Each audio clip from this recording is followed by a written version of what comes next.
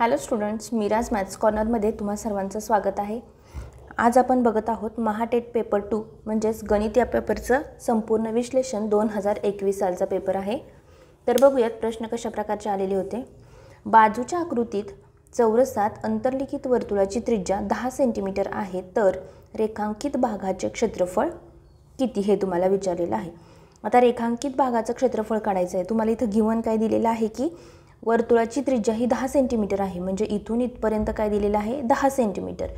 हे जर 10 सेंटीमीटर असेल तर इथून इथपर्यंतची पण त्रिज्या किती असणार आहे 10 असणार आहे। म्हणजेच ह्या सर्कलचा किंवा ह्या वर्तुळाचा व्यास किती झाला टोटल 20।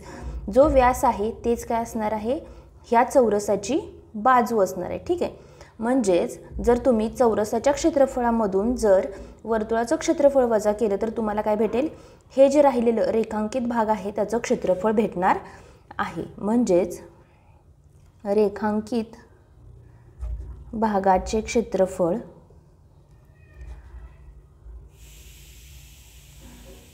बरोबर काय असणार आहे चौरसाचे क्षेत्रफळ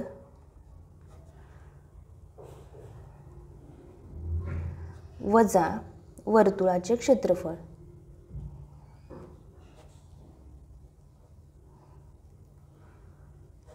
आता चौरसाच्या क्षेत्रफळाचं सूत्र काय आहे बाजूचा वर्ग। बाजू किती भेटली 20, 20 चा वर्ग वजा वर्तुळाचं क्षेत्रफळ काय असतं पाय आर चा वर्ग। इथे लिहूयात आपण पाय आर चा वर्ग।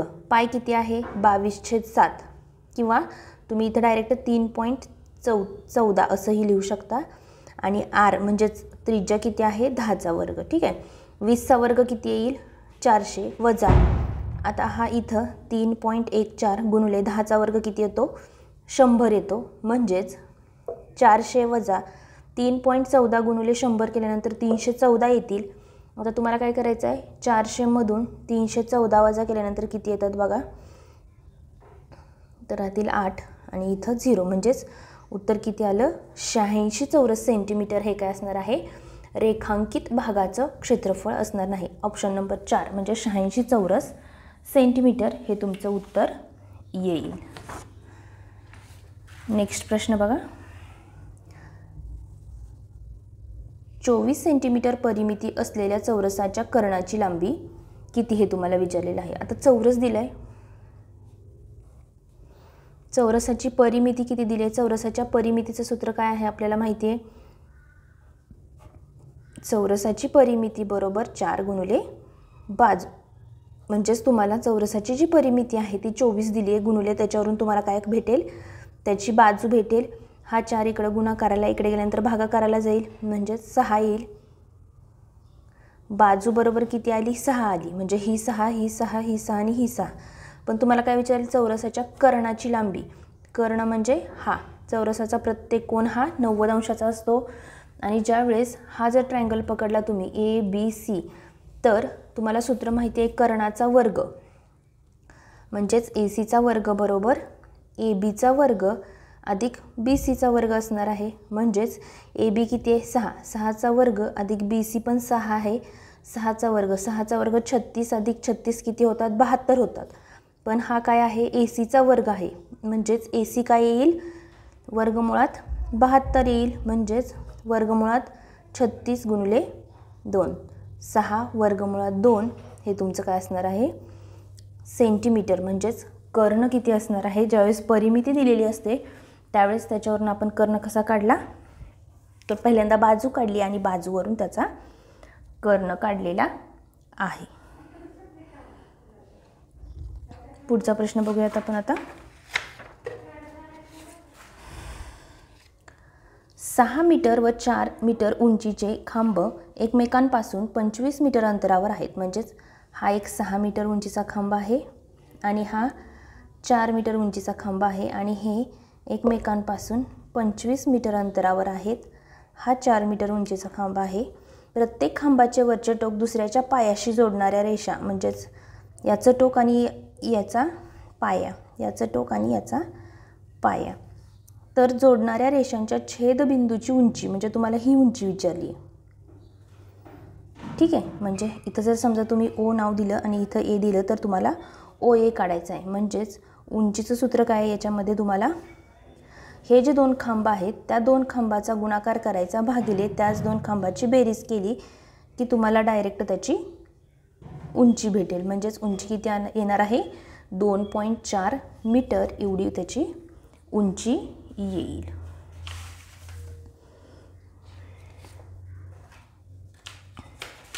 पुढचा प्रश्न बघा.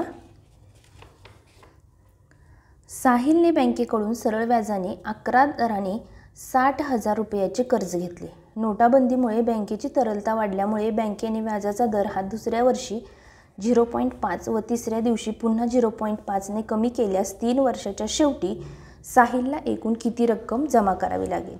म्हणजेच पहिल्यांदा तुम्हाला त्याचं व्याज काढावं लागेल. आता बघा, पहिल्या वर्षी त्याचं व्याज किती आहे 11% आहे. दुसऱ्या वर्षी 0.5 न कमी झाले म्हणजेच 11 वजा 0.5 करावं लागेल म्हणजेच 10.5 होईल. आणि तिसऱ्या वर्षी पुन्हा 5 न कमी 0.5 न कमी आहे म्हणजे 10 झालं.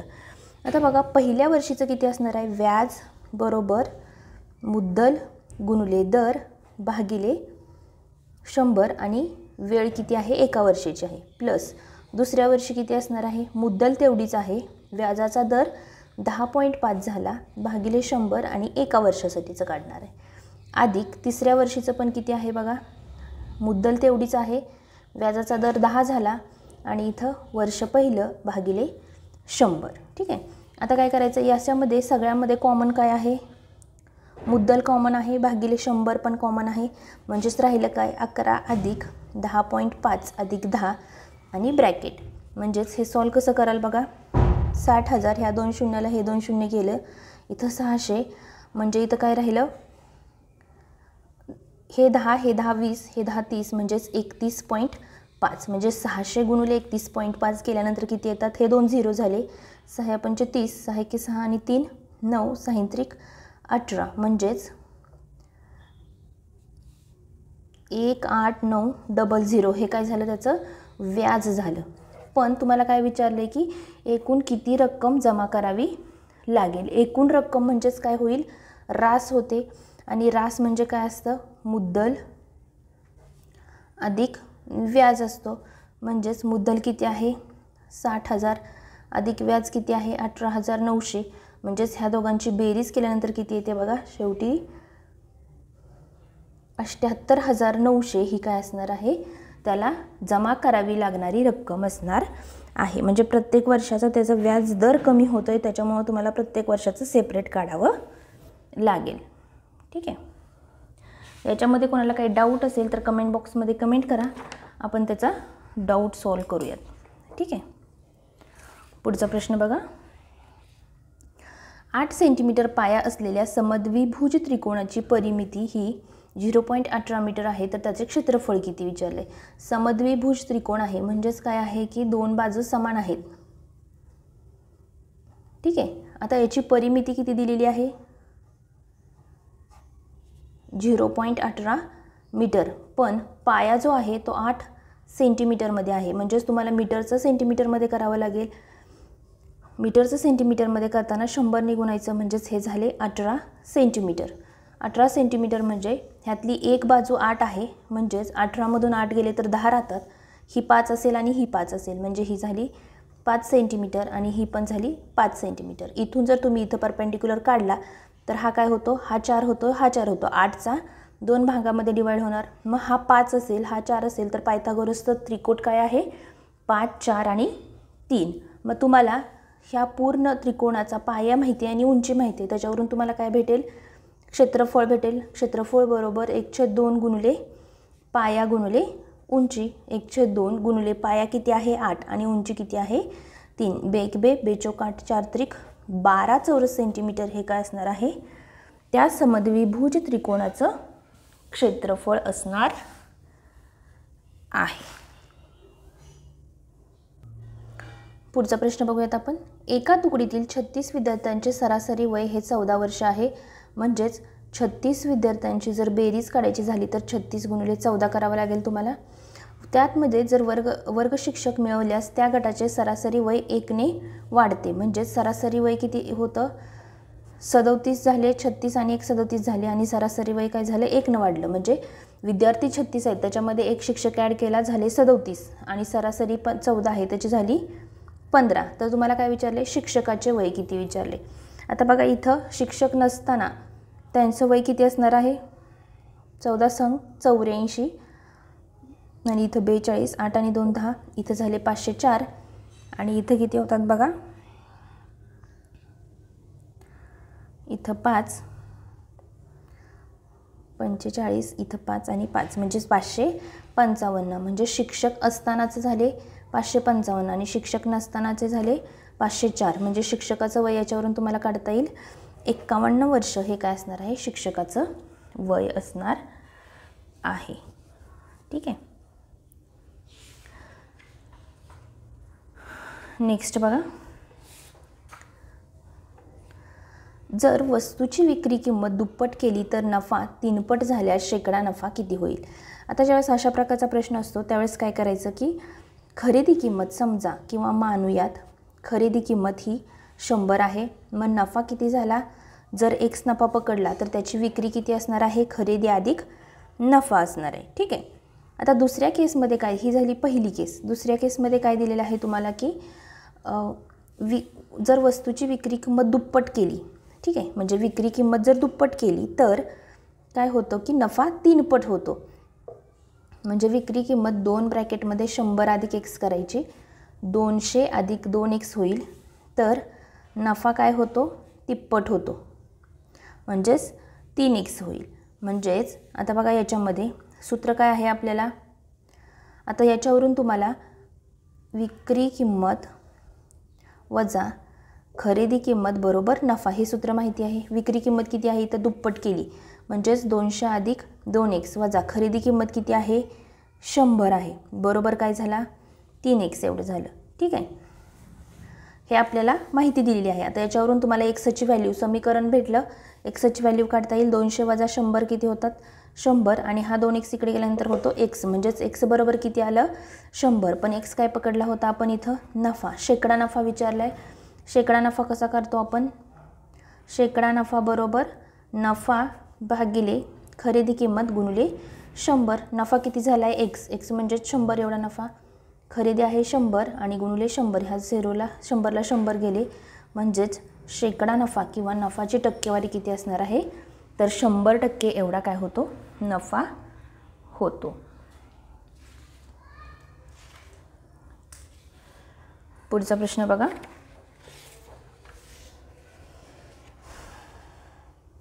सावलीला फेब्रुवारी 2014ची मजुरी 18,200 मिळाली, तिला आणखी 14,950 रुपये मिळवण्यासाठी किती दिवस काम करावे लागेल. ठीक आहे. आता सावलीला फेब्रुवारी याच्यामध्ये बघा 2014 हे वर्ष दिलं, हे वर्ष लीप आहे का नाही, त्याच्यामुळे फेब्रुवारीमध्ये दिवस किती असणार आहेत 28 दिवस असणार आहे. ठीक आहे. त्यावेळेस तिला मजुरी किती मिळाली, आता बघा इथं दिवस आणि इथं मजुरी करू शकता तुम्ही. दिवस किती आहेत 28, त्यावेळेस मजुरी किती झाली 18,200. जर मजुरी 14,950 पाहिजे असेल तर दिवस किती काम करावं लागेल x. आता याचा फक्त तिरकस गुणाकार करा, 28 गुणिले 14,950 भागिले 18,200, ह्या झिरोला हा झिरो गेला. आता इथं कशाने भाग जातो बघा, 7 दोन्ही 14, 7 सक 42 0, 7 चोक 28, नंतर इथं भाग जातो 4 एके 4, 4 सक 24, 4 पंचे 20, पुढं कशाने भाग जाईल बघा, 5 एके 5, 5 त्रिक 15, 5 दोन्ही 10, 5 नवे 45, 5 नवे 45, 13 एके 13, 13 दोन्ही 26, खाली राहिले 3, 13 त्रिक 39, म्हणजेच x बरोबर किती आलं 23 दिवस जर काम केलं तर तिला आणखी 14,950 रुपये भेटतील. ठीक आहे. इथं काय केलं, फक्त हे डायरेक्ट प्रपोर्शन आहे. जर दिवस वाढले तर मजुरी वाढते, दिवस कमी झाले तर मजुरी काय होईल कमी होणार आहे. ठीक आहे. पुढचा प्रश्न बघूयात आपण. जर 6x वर्ग वजा 6xy चा संबंध 2xy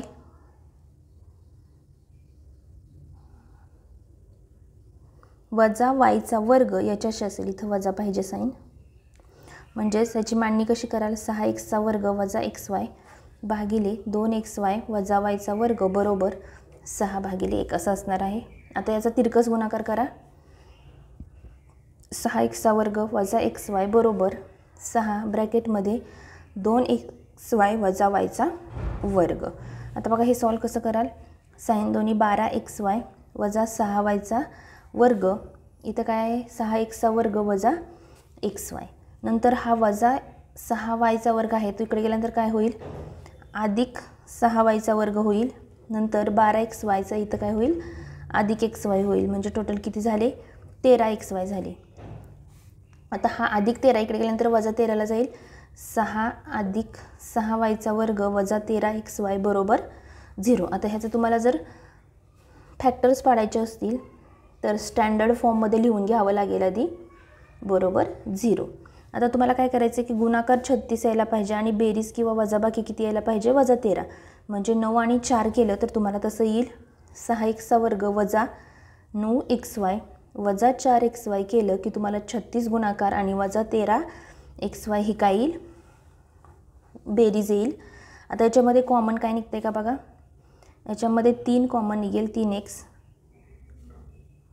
इथं झालं y, इथं वजा 2y, 2x वजा 3y बरोबर 0. म्हणजेच 3x वजा 2y बरोबर 0 और 2x वजा 3y बरोबर 0 असं येईल. मग ह्याला जर सॉल्व केलं तुम्ही तर तुम्हाला काय पाहिजे, x/y पाहिजे. म्हणजेच काय येईल बघा, हा इकडे गेला म्हणजेच 2/3 येईल आणि इथं 2x बरोबर 3y, x/y केल्यानंतर 3/2 येईल. या दोन्हीपैकी कोणतं ऑप्शन असेल, ते दोन्हीही उत्तर काय आहेत, बरोबर आहे. म्हणजेच 3:2 हे तुमचं उत्तर असणार आहे. कसं केलं बघा अजून एकदा, फक्त जे दिलेलं आहे त्याचा तिरकस गुणाकार केला आणि त्याचे फॅक्टर्स काढलेले आहेत आणि फॅक्टर काढून तुम्हाला काय भेटलेलं आहे, x आणि yचं प्रपोर्शन भेटलेलं आहे. ठीक आहे. नेक्स्ट प्रश्न बघा, खालीलपैकी कोणती संख्या मूळ संख्या नाही. आता मूळ संख्या नाही म्हणजेच काय, ती त्याला दुसऱ्या कोणत्या तरी नंबरनं भाग जायला पाहिजे. याच्यामध्ये जर तुम्ही ऑप्शन 2 बघितला तर याच्यामध्ये बघा ह्याचे फॅक्टर्स पडतात 1, 19 आणि 23 या 3 संख्यांनी भाग जातो. त्याच्यामुळे ही काय नाही, मूळ संख्या नाही असं इथं तुम्ही म्हणू शकता. ठीक आहे. पुढचा प्रश्न बघा, वर्गमुळात 3 वजा 1 भागिले वर्गमुळात 3 अधिक 1 बरोबर a अधिक b वर्गमुळात 3. तर तुम्हाला a ची किंमत काढायची. ज्यावेळेस अशा प्रकारचा प्रश्न असतो त्यावेळेस आपण काय करतो की त्याचं रॅशनलायझेशन करतो. म्हणजेच छेदामध्ये जो जे समीकरण आहे, छेदामध्ये जे समीकरण आहे त्याचं फक्त साइन चेंज करायचं आणि त्या समीकरणाला अंशाला आणि छेदाला काय करायचं, गुणायचं आहे. ठीक आहे. म्हणजे सेम संख्येला अंशाला आणि छेदाला गुणलं तर त्याचं उत्तर चेंज होत नाही. म्हणजे इथं काय येईल, वर्गमुळात 3 वजा 1चा वर्ग वर्गमुळात 3 वजा 1 वर्गमुळात 3 अधिक 1 a वजा b आणि a अधिक b is a square minus b square येईल. म्हणजेच √3चा वर्ग वजा 1चा वर्ग येईल बरोबर a अधिक b वर्गमुळात 3 आहे असं येतं. म्हणजेच इथं बघा a वजा bचा वर्ग केल्यानंतर काय येतं, aचा वर्ग वजा 2 a इंटू b अधिक bचा वर्ग भागिले वर्गमुळात 3चा वर्ग म्हणजेच काय येतं 3 वजा 1 बरोबर a अधिक b वर्गमुळात 3 येईल. म्हणजे वर्गमुळात 3चा वर्ग किती होतो 3 वजा 2 वर्गमुळात 3 अधिक 1 भागिले 2 बरोबर a अधिक b वर्गमुळात 3 येईल. म्हणजेच 3 अधिक 1 किती होतात 4 वजा 2 वर्गमुळात 3 भागिले 2 बरोबर a अधिक b वर्गमुळात 3 येईल. ठीक आहे. आता ह्यानं सेपरेट भागात 4 भागिले 2 केल्यानंतर येतात 2 वजा वर्गमुळात 3 बरोबर 1 अधिक b वर्गमुळात 3. मग याची जर कंपॅरिझन केली तर तुम्हाला a बरोबर किती भेटणार आहे 2 हे तुमचं उत्तर असेल. ठीक आहे. फक्त काय केलं, रॅशनलायझेशन केलं आणि त्याला सॉल्व केलं की तुम्हाला तुमचं उत्तर भेटेल. नेक्स्ट प्रश्न बघा, 12 नैकरेषीय बिंदूतून जास्तीत जास्त किती त्रिकोण काढता येतील? आता बघा, त्रिकोण काढण्यासाठी तुम्हाला किती बिंदूची गरज असते? 3 बिंदूची गरज असते. म्हणजेच 12C3 हे तुमचं इक्वेशन येईल. मग ह्याला सॉल्व करण्यासाठी कसं कराल? 12 गुणिले 11 गुणिले 10 भागिले 3 गुणिले 2 गुणिले 1. 3 एके 3, 3 चौक 12, 2 एके 2, 2 दोन्ही 4, म्हणजेच किती राहिलं? 11 दोन्ही 22, 220 त्रिकोण काढता येतील. अगदी सिंपल प्रकारचा प्रश्न होता हा. पुढचा प्रश्न बघूयात आपण.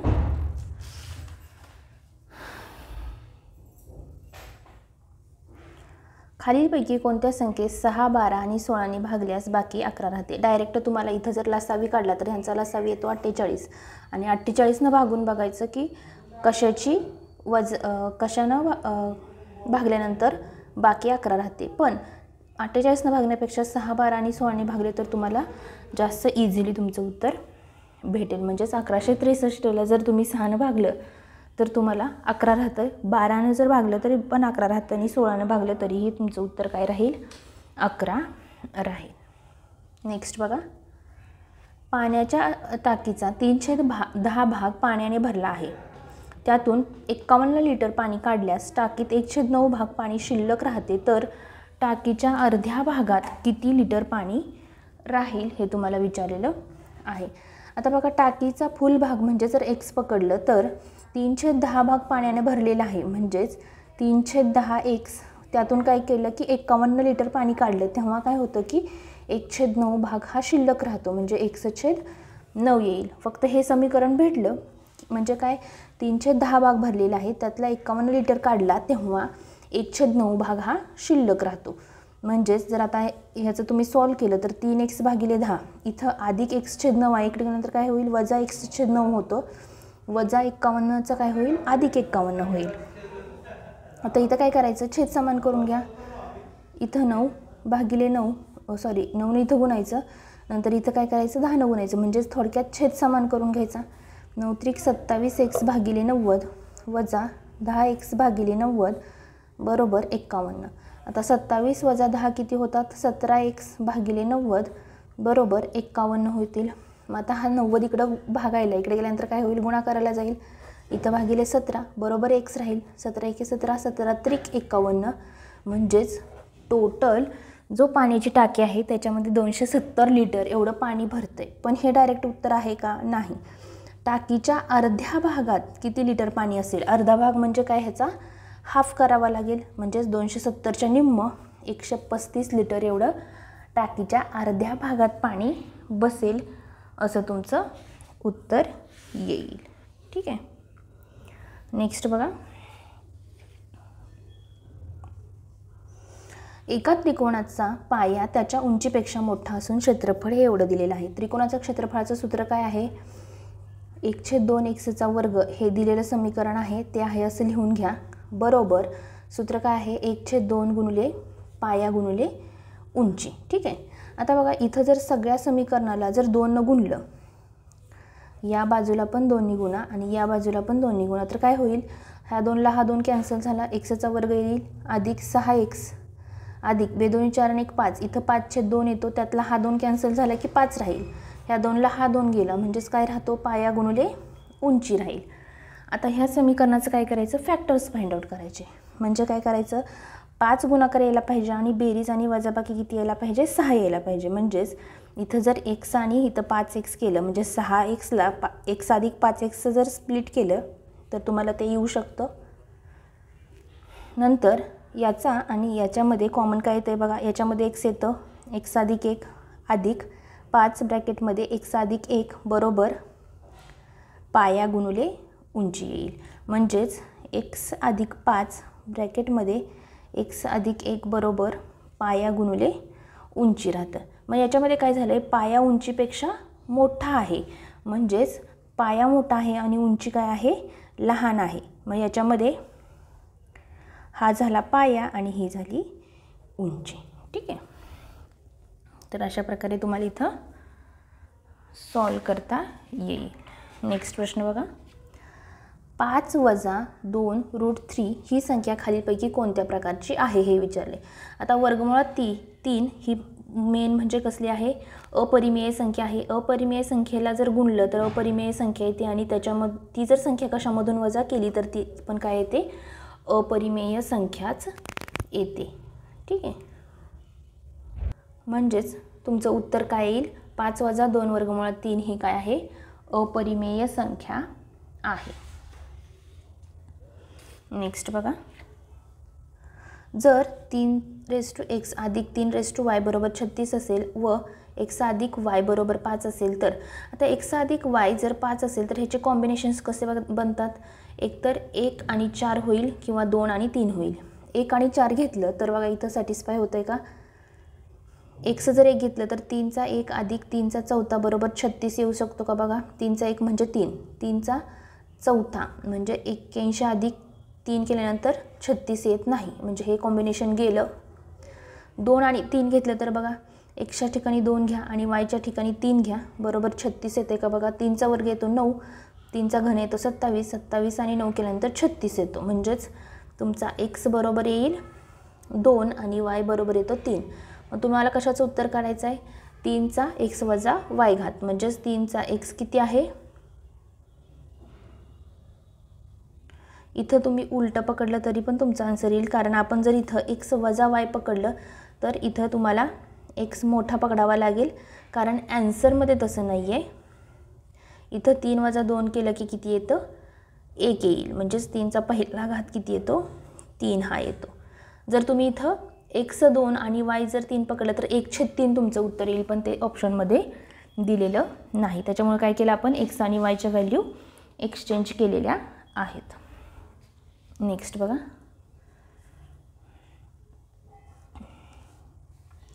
मुलाचे सध्याचे वय त्याच्या वडिलांच्या आजच्या वयाच्या 1/3 पट आहे. म्हणजेच वडिलांचे वय आणि मुलाचे वय, वडिलांचे वय x असेल तर मुलाचे सध्याचे वय त्याच्या वडिलांच्या आजच्या वयाच्या 1/3 पट आहे. मुलाचं वय किती असणार आहे, वडिलांच्या 1/3 पट. आता 12 वर्षानंतर हे झालं आजचं वय.